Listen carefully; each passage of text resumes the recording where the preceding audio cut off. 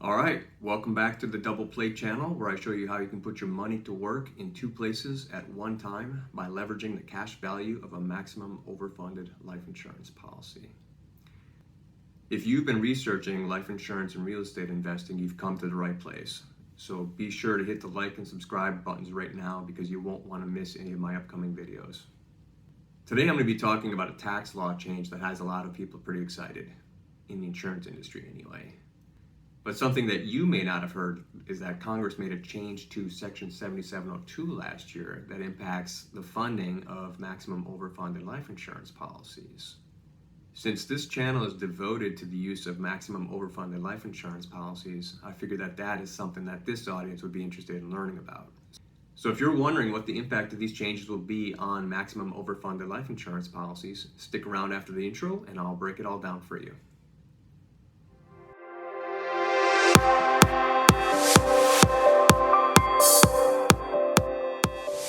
All right, thanks for sticking around. I'm Tomrutkowski with Innovative Retirement Strategies, and I came up with the concept of the double play many years ago on my own, and it's something that's so powerful that I wanted to share it with everyone.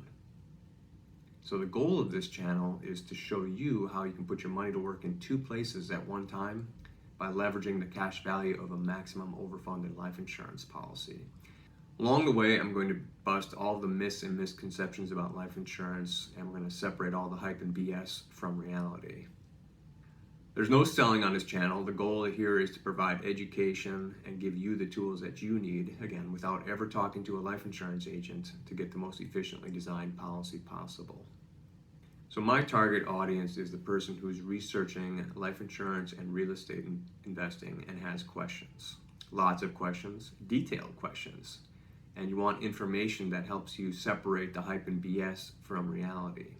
So if this is you, be sure to like and subscribe to this channel right now because you won't want to miss any of my content.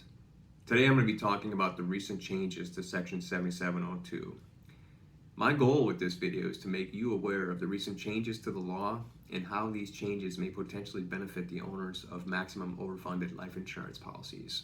I'm going to explain the changes, the reason behind the changes, the impact on life insurance in general, and more specifically, the impact on maximum overfunded policies that we use for the double play.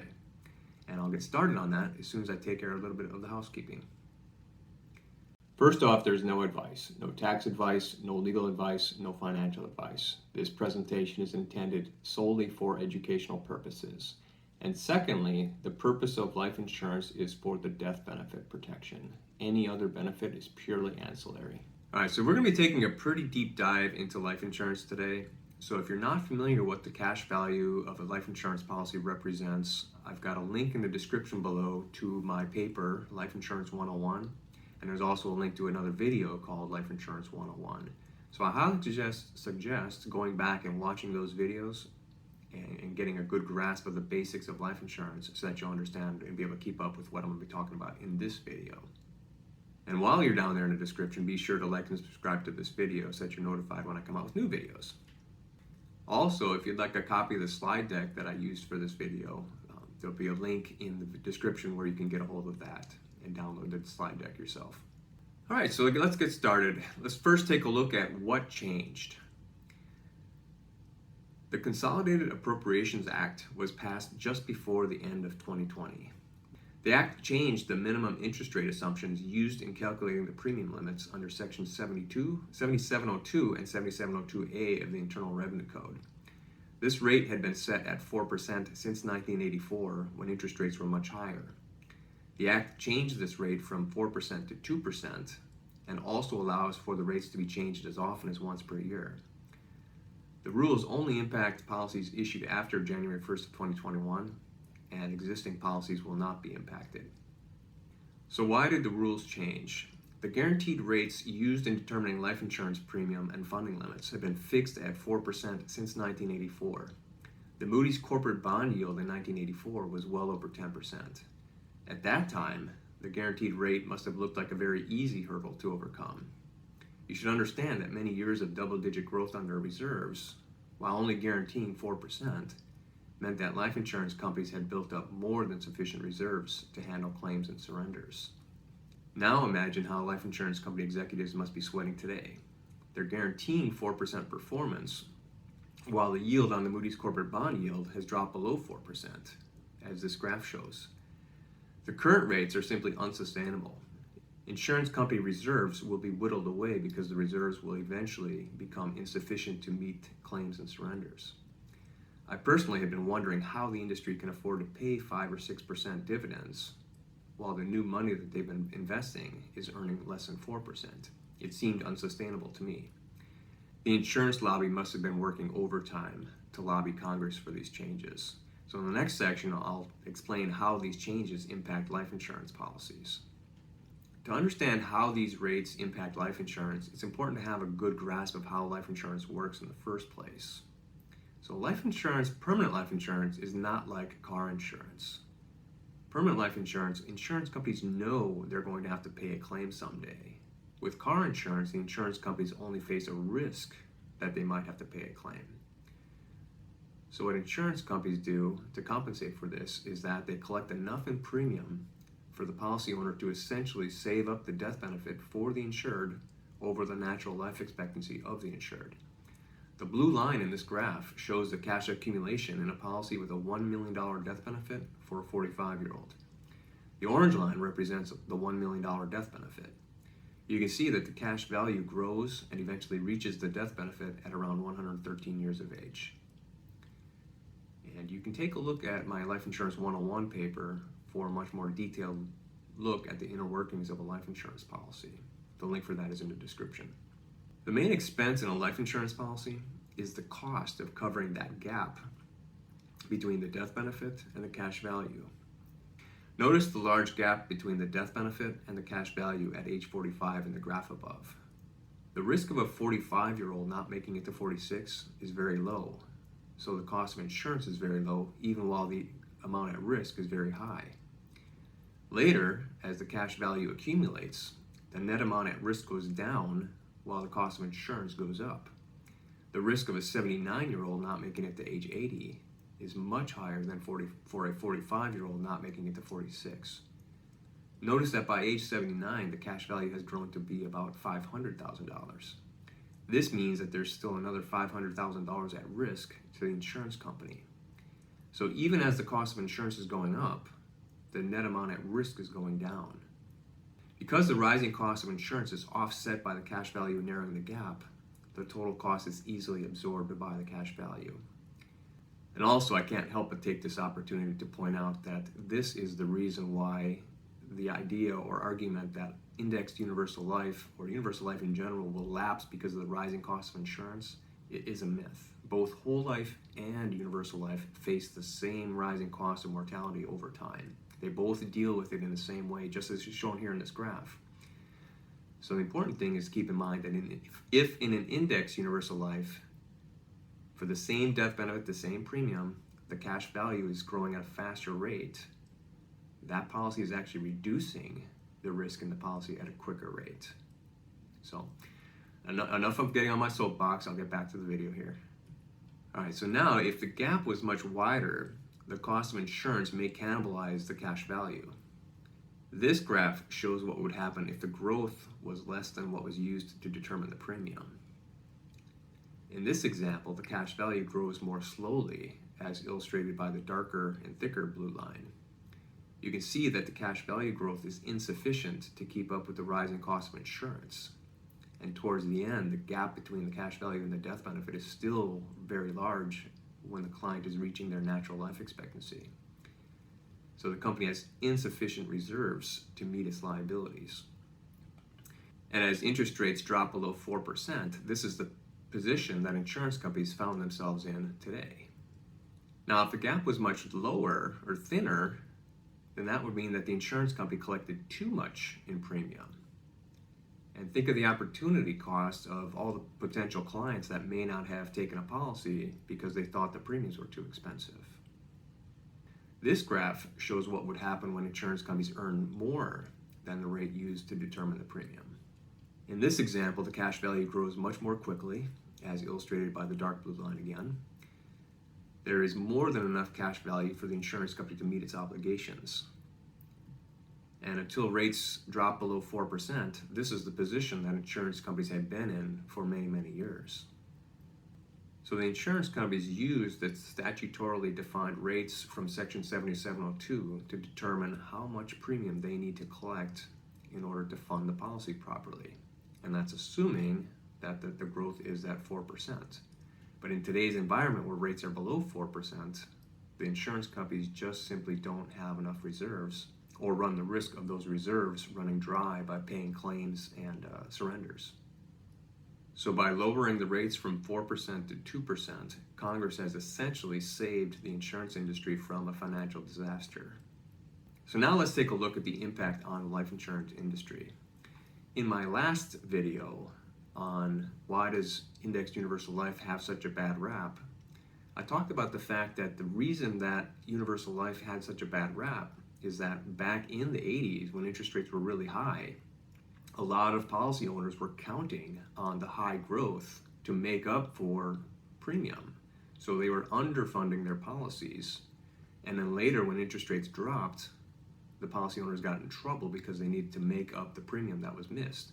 So basically, the policy's cash value must stay on the trajectory as defined by the blue line in this graph. The bottom line is that prices for minimally funded life insurance policies, which is most policies, it is going to go up. The policies will require more premium in order to compensate for the lower growth assumption. All right, so what does this mean for maximum overfunded life insurance policies? Well, since the cost of providing the death benefit protection has gone up, that just means that when you flip it around the other way and you're looking at how much death benefit you have to buy per dollar premium, it just simply means that each dollar of premium is buying less death benefit. In fact, you can roughly expect about half of the death benefit if rates change from 4% to 2%. It means you need to put in twice as much money to get to where you need to be. So realistically, I don't expect there to be much of a difference in the ratio of premium to cash value in maximum overfunded policies. Where I do see a potential benefit is for any policy owner who might have run into a limit on how much death benefit protection that they could qualify for. So a typical rule of thumb is that you can purchase about 20 times the income of the insured. And the idea behind that is that if the insured were to pass away, the beneficiary could use that death benefit to purchase an annuity that basically replaces the income from the insured. So it's just, again, a risk transfer.